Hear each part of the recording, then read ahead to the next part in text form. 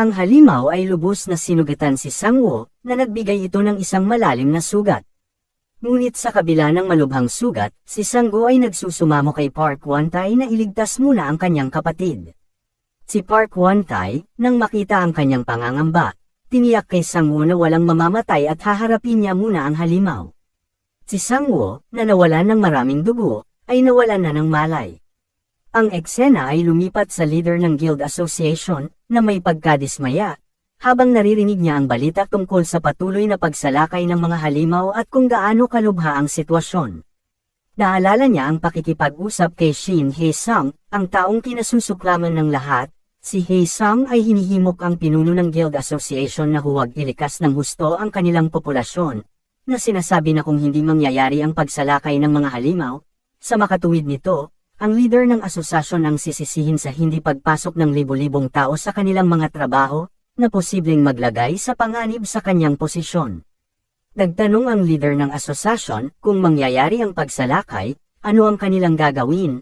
Ngiting sinabi ni Hae-sung, kung pipiliin niyang itago ang katotohanan sa publiko sa mapanganib na pagsalakay na ito, ang mga tao mismo ang sisisihin sa hindi paglikas nila, at hindi masisisi ang asosasyon. Si Hae-sung ay isang napakatusong tao at naniniwala na kung mas maraming tao ang mamamatay, mas maraming mga tao ang aasa sa kanilang mga hunters. Masayang sinasabi kung paano niya gustong magdulot ng maraming pagkamatay ang pagsalakay na ito para sa kanyang sariling propesyon. Ang leader ng Guild Association, na pinagbantaan niya, ay nagpasyang maglabas lamang ng isang magaan na babala. At dahil doon, ang trahedya na nasaksihan ng lahat ay nangyari dahil sa interaksyon na ito. Lumipat ang eksena kay Sangwoo, na nasa ibabaw ng kanyang clone na abala sa pagpupush up habang kumakain ng isang bag ng chips. Sinabihan niya ang kanyang clone na mag-training ng mas mahirap, at sinasabi niya kung gaano kahanga-hanga ang kanyang kakayahan na hindi niya kailangang magtrabaho ng gusto sa kanyang sarili. Nagagalak siya, iniisip sa sarili kung paanong hindi niya kailangang mag-alala tungkol sa anumang bagay sa natitirang bahagi ng kanyang buhay dahil sa kanyang kamangha-manghang kasanayan. At sa kalagitnaan ng kanyang kasiyahan, nakatanggap siya ng text mula kay Kang, na nagsasabi kung nakarating na siya sa kanyang bahay at kamusta na ang kanyang mga clone. Sila'y maayos na at pinlano ni Sangwoo na ipadala ang isa sa kanyang mga clone sa hunting grounds. Nagtanong si Kang kung nasaan ang kanyang ibang mga clone. Sinabi sa kanya ni Sangwoo na sinabihan niya sila na mag-ehersisyo, at si Kang nagtatanong kay Sangwoo kung bakit kung hindi na lang siya mismo ang mag-ehersisyo. Sinabi niya at iniisip na mas mabilis siyang lalakas kung siya mismo ang gagawa nito. Hindi gusto ni Sangwoo ang ideyang ito at marahang nagsasabing, bakit ako? Siya ay higit na kampante sa kanyang unti-unting pag-improve na nagawa niya sa ngayon, ngunit sinabi ni Kang na kung gagamitin niya ang kanyang natural na potensyal, talagang posibleng maging pinakamahusay siya na hunter sa mundo kung gagamitin niya ng tama ang kanyang kakayahan. Sumagot lamang dito si Sangwoo, na ayos lang siya sa kung anong meron siya ngayon sa kanyang sarili, at ito ang nagpabago sa paligid niya. Si Kang ay nagsabi, kaya napunta ka sa ganitong sitwasyon, at biglang bumukas ang malalim na sugat ni Sangwoo at tumutulo ang dugo sa loob, habang si Kang ay nakatitig sa kanya na may malademonyong tingin sa kanyang mga mata. Si Sangwoo, na natatakot, ay napalingon at nakita ang kanyang buong pamilya na may parehong malademonyong tingin sa kanilang mga mata. Nagtatanong sila kung bakit siya naging hunter kung hindi niya kayang iligtas ang sarili niyang pamilya.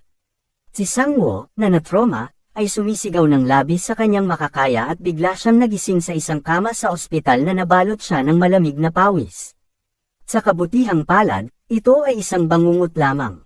Matapos mapagtanto ang kanyang sitwasyon, nakita niya si Park Won-tae sa tabi ng kanyang kama, na sinasabi kung gaano siya kaswerte na nabuhay dahil sa kung gaano kalalim ang sugat niya. Nagpapasalamat si Sangwoo kay Park Won-tae sa pagligtas sa kanya muli, at sinabi ni Mr. Park na wala lang iyon. Ipinaliwanag ni Park kung gaano karaming bagay ang gusto niyang pag-usapan kay Sangwoo, pero hindi ito ang tamang oras. Nakita ang kanyang nanay at tatay na nagmamadaling pumasok sa kanyang silid, umiiyak, at si Mr. Park ay umalis na. Sinabi ng kanyang mga magulang ang mga detalye ng nangyari matapos siyang mawala ng malay, at nalaman na 4 na araw na siyang nakoma. Sa mga araw na iyon, ang pagsalakay ng mga halimaw ay napigilan ng mabuti, at tanging ang mga halimaw na nasa mababang level na lamang ang natitira. Biglang naalala ni Sang-woo ang kanyang kapatid na babae, at tinanong niya ang kanyang mga magulang sa silid kung ayos lang siya, ngunit walang tumitingin sa kanyang mga mata. Nakakalungkot na isiniwalat na ang kapatid na babae ni Sang-woo ay nahawaan ng mana-absorbing virus, isang bagay na hindi na mapapagaling. Dahil sa likas na katangian ng virus na ito, hindi gumagana ang hilang magic, at ang tanging bagay na makapagpapanatili sa kanyang buhay ay ang pagbibigay sa kanya ng tuloy-tuloy na daloy ng mana, na nagresulta na lagi siyang nakaratay. Sinabi ng doktor na maaaring may pagkakataon na pagalingin pa siya, ngunit imposible pa itong makuha sa kasalukuyang kakayahang mayroon si Sang-woo. Si Sang-woo, na nakikita ito, naramdaman ang pagkakasala. Dismayado dahil inuuna niya ang sarili niyang tungkulin kaysa sa sarili niyang pamilya, at sinisisi niya ang sarili sa pangyayaring ito. Sinasabi sa kanyang sarili, kung may kakayahan lang siyang iligtas ang lahat at kung nagsumikap lang siya ng kaunti sa pagsasanay, hindi sana nangyari ang lahat ng ito. Lumipat ang eksena kay Sang-woo, nakatulala, at nakabalik na sa kanyang silid. Biglang bumisita ang kanyang estudyanteng si Hae-young na may dalang regalo, at pinag-uusapan nila ang tungkol sa pagsalakay ng mga halimaw. Si Sang-woo, pagkaraan ng ilang sandali, ay nagpaliwanag at nagpaplanong huminto sa pag-aaral na ikinagulat ni Hae-young. Ibinahagi niya kung ano ang nangyari sa kanyang kapatid na babae, at ipinaliwanag kung paano hindi na niya matuturuan din si Hae-young. Nag-aatubiling nagpasalamat si Hae-young sa lahat ng nagawa niya hanggang sa puntong iyon, at ngumiti siya para itago ang kanyang pagdadalamati.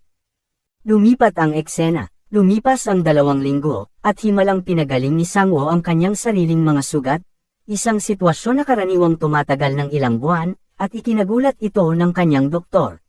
Nakita siyang nagsusuot na ng formal suit, at ipinahayag na gusto niyang makita si Park Hwan-tae tungkol sa mga bagay na gusto niyang pag-usapan. Habang papunta siya sa kanyang lalakarin, hinanap niya si Park Hwan-tae sa kanyang cellphone at nagulat nang malaman na isa siyang guildmaster. Pumasok siya sa gusali ni Park Hwan-tae, at pumunta siya sa front desk at ipinaalam sa isang receptionist na gusto niyang makita si Mr. Park. Walang nakitang reservation ang receptionist, at medyo nag-aalinlangan siya nang makitang may random na tao na gustong makipag-usap sa guildmaster. At nang sasabihin na sanang pwede na siyang umalis, tinanong siya ng isa sa mga subordinate ni Park kung Sang-woo ang pangalan niya. Namangha si Sang-woo sa kung gaano kalaki ang taong nasa harapan niya at nag-aatubili na sinabing oo, at nakuha ang kanyang kumpirmasyon, ang lalaki ay personal na nag-escort sa kanya sa opisina ni Park. Dumating si Sang-woo sa opisina ni Park at nagbigay ng mga formalidad. Nagpasalamat muli si Sang-woo sa pagtulong sa kanya, at napag-alaman na hindi lamang nailigtas ni Park ang kanyang buong pamilya at dinala sila sa ospital, kundi binayaran din niya ang mga pribadong silid na kanilang ginamit at binayaran pa ang mga bayarin sa ospital ng kapatid ni Sang-woo. Kung isa sa alang-alang ang lahat ng mga bagay na ito, nag-aalala si Sang-woo kung gagamitin ni Park ang mga bagay na ito para i-blackmail siya sa pagkakautang sa kanya, ngunit hindi iyon ang kaso. Sa halip, ipinaliwanag ni Park, sa kanyang nanggagalaiti na mga ngipin, kung paano niya kailangan ang tulong ni Sang-woo dahil nawala ang kanyang kapatid na babae kasama ang kanyang mga kasamahan sa isang pagsalakay sa dungeon, isang bagay na nagpapaalala sa kanya. Ipinaliwanag ni Park kung paano niya nakita ang kanyang sarili kay Sang-woo at gusto niyang tumulong sa anumang paraan na magagawa niya, ngunit hindi niya pinipilit si Sang-woo na tulungan siya bilang kapalit nito. Sa halip, pagkatapos nito ay ipinaliwanag niya kay Sang-woo ang kanyang husay, at ang tanging tao sa mundo na makakatulong na iligtas ang kanyang nawawalang kapatid na babae, iniyuko ni Park ang kanyang ulo at humingi ng tulong kay Sang-woo. Si Sang-woo, na nakikita ang kanyang desperasyon at nakita kung paano niya iniligtas ang kanyang pamilya at ang kanyang sarili ng maraming beses, masaya siyang nag-obligang tumulong. Nagtanong si Sang-woo kung paano siya makakatulong, at biglang lumipat ang eksena sa lugar ng pagsasanay sa Canis Guild Training Ground. Dalawa ang dahilan kung bakit siya dinala ni Park dito. Una, ipinaliwanag ni Park ang mga bagay-bagay na dapat paghandaan para sa kanyang kapatid na babae bago sila umalis, at ang kanyang team ay dapat mabuhay ng humigit kumulang 8 buwan sa dungeon, dala ang mga supply na mayroon sila. At pangalawa, ang dungeon ay may napakataas na level, na ang buong elite team niya ay nasugatan ng gusto hanggang sa punto na hindi na sila nakatakas. Kaya, ang plano ni Park ay personal na sanayin si Sang-woo upang lumakas para matulungan niya at ng kanyang mga clone ang kanyang kapatid na babae, at ang kanyang team na makatakas. Magsisimula ang unang araw ng pagsasanay ngayon, at lumipat ang eksena kay Kang. Si Kang, na matagal nang hindi nakikita o nakakausap si Sang-woo, ay kinakabahang nakatingin sa kanyang telepono sa pag-asang makakausap siya sa kabila ng mga nangyari. Pero ilang sandali, bigla siyang nakarinig ng boses mula sa likod, at ito pala ay si Sang-woo. Nagulat si Kang nang makitang si Sang-woo ay nabugbog at nasugatan dahil sa pagsasanay kasama si Mr. Park. Nag-usap sila sa isa't isa ng detalyado sa kung ano ang nangyari mula noong huling pagkikita nila, at ipinaliwanag ni Sang-woo ang sitwasyon sa kanyang kapatid na babae at ang virus at kung paano niya planong tulungan si Mr. Park bilang kapalit sa ginawa niyang kabutihan. Ipinahayag ni Kang ang kanyang mga alalahanin para sa kanyang kalusugan, ngunit tinitiyak sa kanya ni Sang-woo na maayos lang siya, at lumipas na ang araw.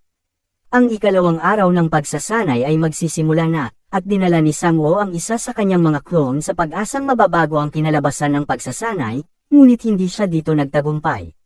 Siya at ang kanyang clone ay sugatan at naglalakad pauwi ng dismayado ang kanilang mga isip. Lumipas ang isang araw, at nagdala siya ng dalawang clone, ngunit pareho pa rin ang kinalabasan. Lumipas ang isa pang araw, at nagdala siya ng tatlong clone, at sa wakas, pareho pa rin ang mga resulta. Pagod na sa patuloy na pagkatalo, gaano man karami ang kanyang mga clone na dinadala. Siya'y nakipag-usap kay Kang tungkol sa pagkuha ng isang partikular na item para sa kanyang mga clone. Lumipas ang araw, at ang araw ng pagsasanay ay sumunod, at si Sang-woo ay makikitang nasa training ground na, ngunit may isang bagay sa kanya na kakaiba. Ito ay pinapakitang nagbigay siya sa kanyang mga clone ng mga cursed crystal, at ginawa silang lahat na mga halimaw. Matatalo kaya ni Sang-woo si Park Won-tae, at magiging malakas kaya siya dito para mailigtas din ang kapatid niya.